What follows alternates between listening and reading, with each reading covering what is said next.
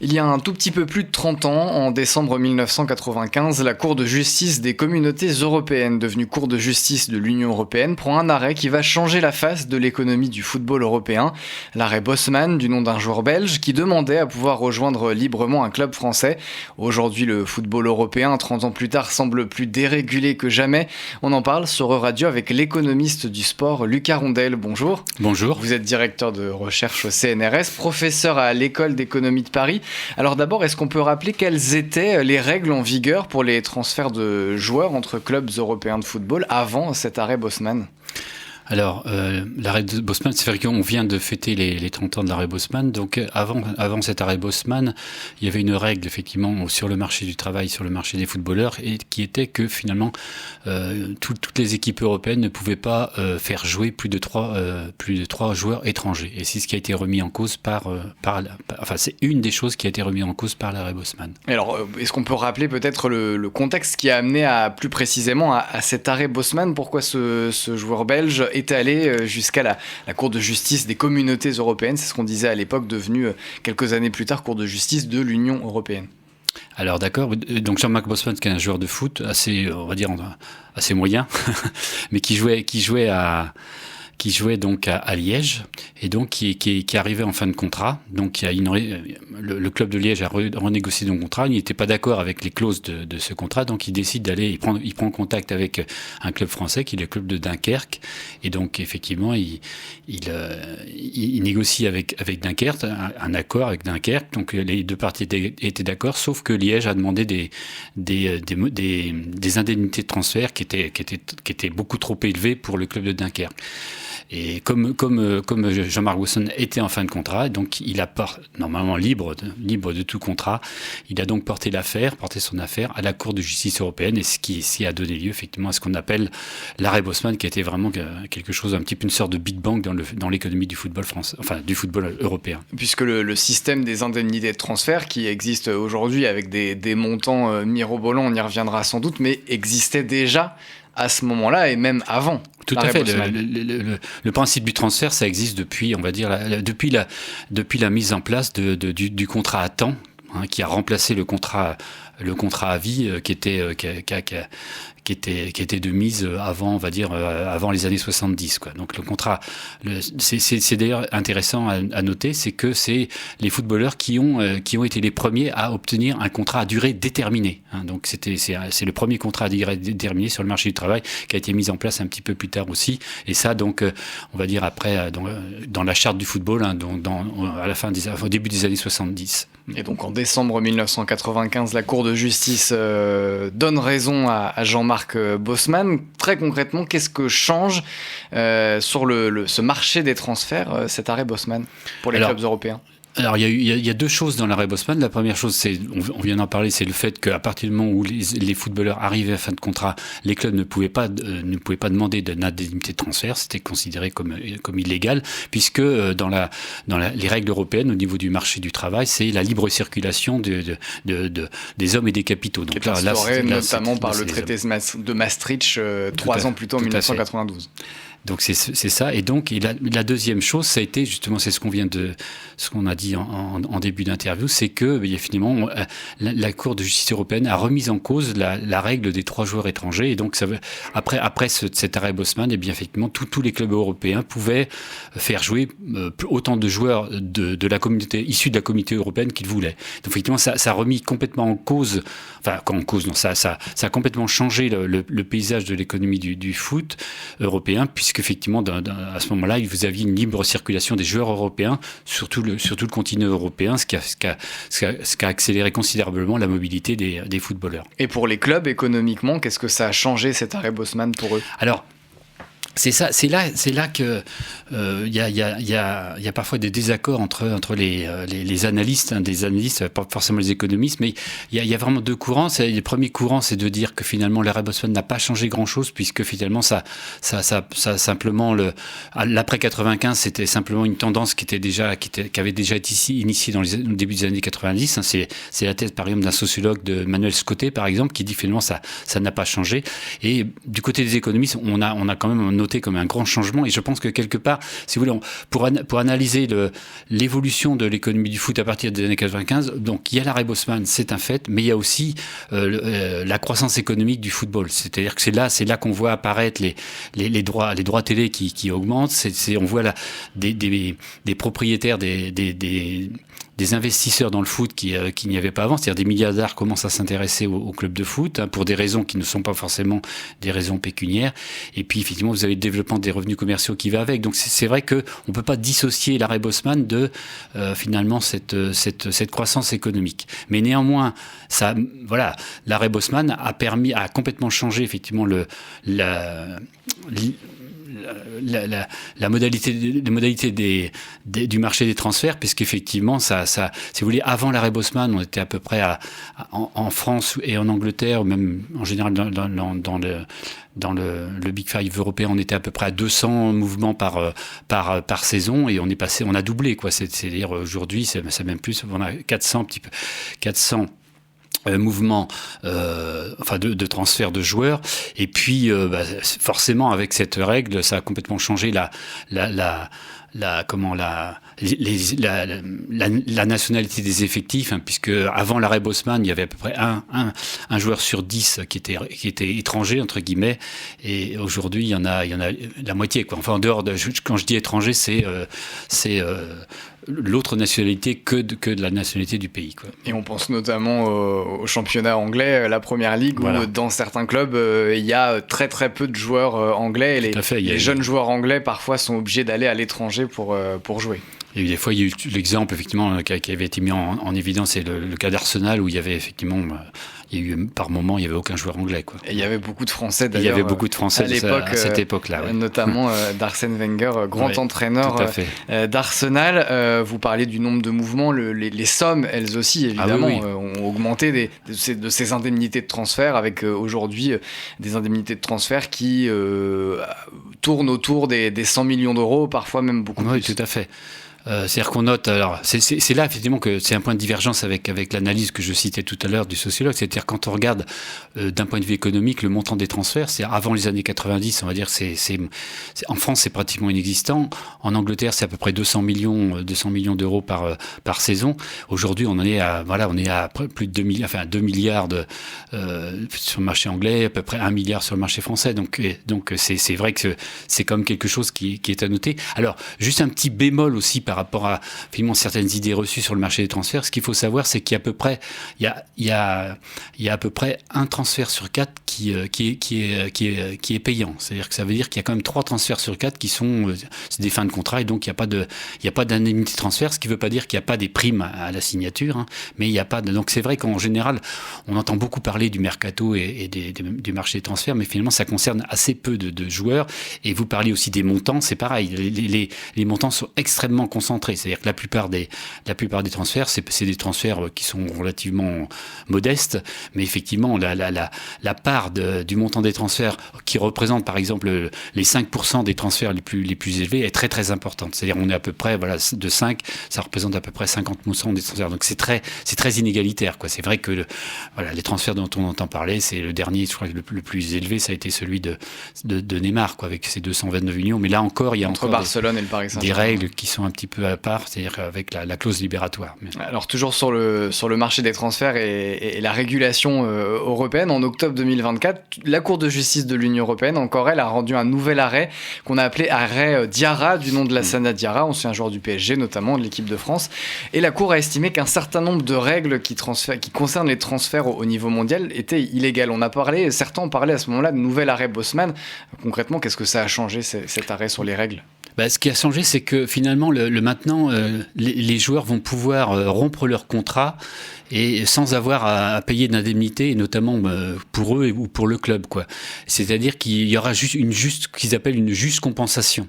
Donc ça voudra dire qu'effectivement, et cette compensation financière sera évaluée, d'après les dernières des choses qui ont été écrites là-dessus, à partir d'un logiciel, etc. Donc ça veut dire qu'effectivement, d'une certaine manière, le joueur pourra racheter son contrat de manière assez, pas forcément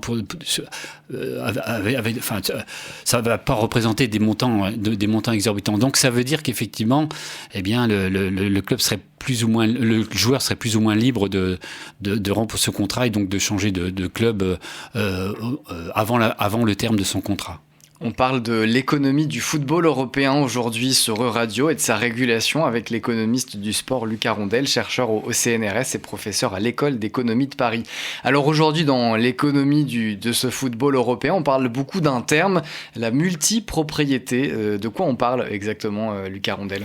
Alors la multipropriété, c'est un terme un peu polysémique, mais d'une certaine manière, de manière générique, on va dire que la multipropriété, c'est lorsqu'un club de football est possédé, quand un propriétaire possède plusieurs clubs de football. Alors, c'est pas forcément à titre majoritaire, ça peut être aussi, on possède un club majoritairement, mais aussi d'autres clubs de façon minoritaire. C'est de manière générale. Mais c'est un petit peu c'est un peu le principe. Le grand exemple qu'on cite souvent, c'est celui de Manchester City, donc club anglais, qui a ce qu'on appelle le City Group, avec plusieurs clubs qui sont donc possédés par un fonds d'investissement situé à Abu Dhabi. Et donc ils ont plusieurs clubs en Europe, en Amérique du Sud aussi par ailleurs. Il y en a un en France, 3, qui fait partie de ce City Group. L'autre exemple dont on parle beaucoup en ce moment, c'est celui de Strasbourg, qui est détenu par les mêmes propriétaires que le club anglais de Chelsea. On va revenir un petit peu plus tard sur cet exemple. Mais d'abord, la multipropriété, d'un point de vue économique, qu'est-ce que ça apporte au club et à leurs propriétaires ? Alors, ce qui est intéressant, c'est que quand on fait l'analyse économique de la multipropriété, c'est quelque chose qui est assez courant lorsqu'on s'intéresse aux entreprises entre guillemets classiques. Ça s'appelle une fusion-acquisition. Donc une fusion-acquisition, il y a plusieurs logiques. La première logique, c'est une intégration, ce qu'on appelle une intégration verticale, c'est-à-dire que c'est une boîte, par exemple, achète des entreprises, donc ses fournisseurs d'une certaine manière. Donc ça crée une filière de production, on va dire. La deuxième logique, c'est une logique de diversification des activités, c'est-à-dire qu'on achète la même entreprise que soi, quoi. Mais c'est-à-dire qu'effectivement, ça nous permet de diversifier les risques sur différentes zones géographiques. Et puis, il y a la troisième dimension, c'est de conquérir des marchés. Donc à ce moment-là, on va acheter une entreprise sur un marché différent. Et ces trois logiques peuvent se comprendre dans le monde du football. L'intégration verticale, vous citiez Strasbourg, c'est Chelsea qui achète Strasbourg pour faire jouer ses joueurs ou pour les former, ou pour les aguerrir au niveau des premières divisions. Ça peut être aussi une diversification des risques entre guillemets. C'est-à-dire que lorsque finalement vous avez un propriétaire qui ne veut non pas posséder un club de football mais un portefeuille de clubs, et ça dans le cas vous citiez le cas de City Football Group, mais il y a aussi le groupe Red Bull, etc. Et puis aussi cette dimension un petit peu, on va dire, de globalisation, où là on va s'acheter des clubs de foot sur tous les continents, et c'est vraiment le cas aussi de City Football Group, puisque City Football Group a au moins un club sur chacun des 5 continents. Et pourquoi est-ce que ce système, d'après vous, peut comporter certaines dérives ? Alors, il y a une dimension, on va dire, c'est surtout au niveau de la dimension sportive qu'il peut y avoir des conflits d'intérêts. Alors, évidemment, lorsque vous avez vous avez donc un même propriétaire qui possède plusieurs clubs qui jouent dans la même compétition, ça peut poser des problèmes de conflit d'intérêts. Ça a été le cas par exemple dans les années, parce que la multipropriété ça s'est beaucoup développé, c'est depuis les années 2010 on va dire, mais ça existait dans les années 90. Il y a eu le cas d'Enic, par exemple le groupe Enic, qui est le groupe qui est propriétaire de Tottenham, qui à l'époque dans les années 90 possédait donc Venise, Prague et Athènes. Et effectivement, ces 3 clubs ont été amenés à jouer en Coupe UEFA au milieu des années 90. Et donc là, l'UEFA s'est penché sur ce problème déjà dans les années 90 et puis donc a instauré une règle qui n'a pas été appliquée longtemps, qui était de dire finalement c'est le club le plus le plus fort, enfin le mieux coté à l'indice UEFA qui jouera la compétition et pas les autres. Donc avec le meilleur niveau sportif. Exactement. Pour résumer très grossièrement. Les autres étaient interdits de compétition, des mêmes compétitions.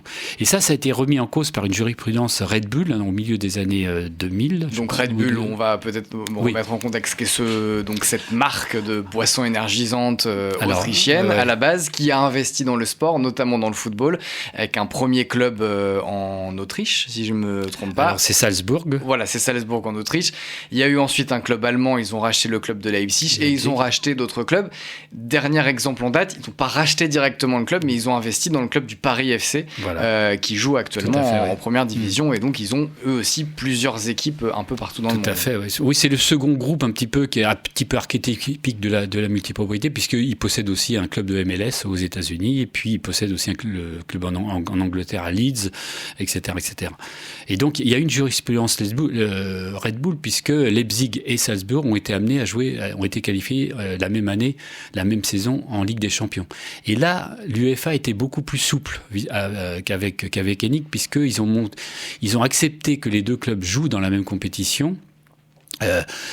Parce qu'ils ont considéré que les clubs n'avaient pas aucune influence décisive sur l'autre club. Donc voilà. Alors après, il y a eu cette règle d'influence décisive qui est un concept un petit peu mou et qui laisse la place à de multiples interprétations. C'est pour ça que dernièrement, par exemple, il y a deux saisons, par exemple Toulouse et Milan, qui appartiennent donc au groupe Redbird, c'est le même groupe Redbird, ont pu jouer. On a un fonds d'investissement américain cette fois, qui ont pu jouer dans la même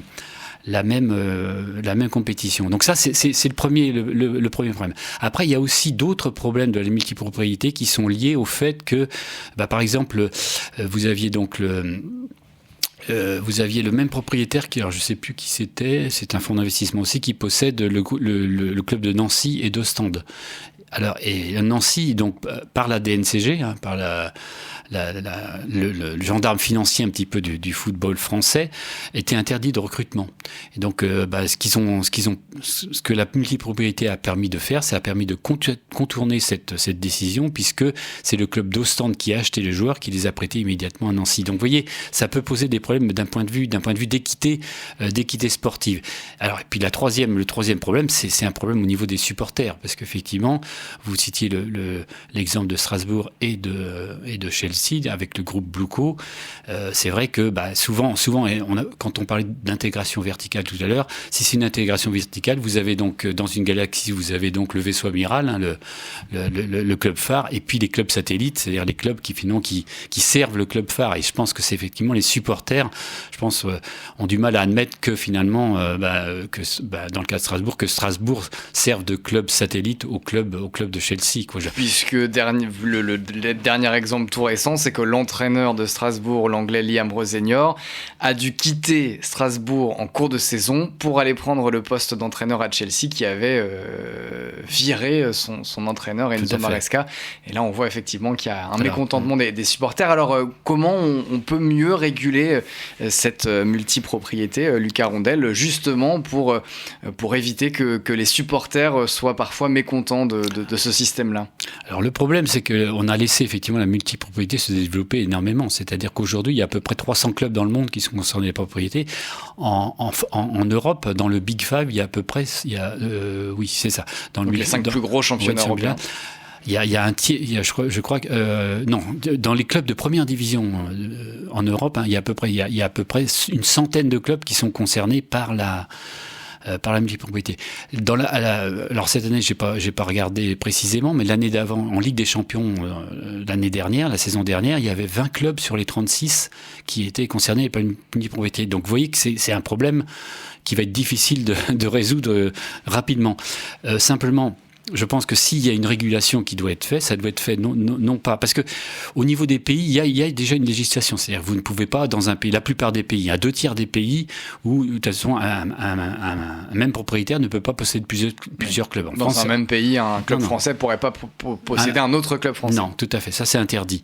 Par contre, vous pouvez posséder des clubs à l'étranger, quoi. Donc ça, il y a pas de problème. Donc ça veut dire que s'il y a régulation, s'il doit y avoir une régulation, ça doit se faire non pas au niveau national, ça doit se faire au niveau européen, au minimum au niveau européen, voire au niveau mondial, puisque quand on voit le City Football Group ou même le Red Bull, le groupe Red Bull, ou même d'autres groupes, eh bien effectivement, on voit bien que ça concerne le monde entier. Mais il y a toujours donc cette course au rachat de clubs et on voit de plus en plus de fonds d'investissement, notamment américains, qui rachètent des clubs en Europe. Ce mouvement-là, il continue aujourd'hui. Alors ça, c'est la nouveauté, c'est-à-dire que alors avec mon collègue Richard Duhautois, donc on analyse l'économie du football. Effectivement, on a une période qu'on constitue, justement, on a parlé de l'arrêt Bosman, on va dire qu'il y a eu ce qu'on appelle les 30 glorieuses du football.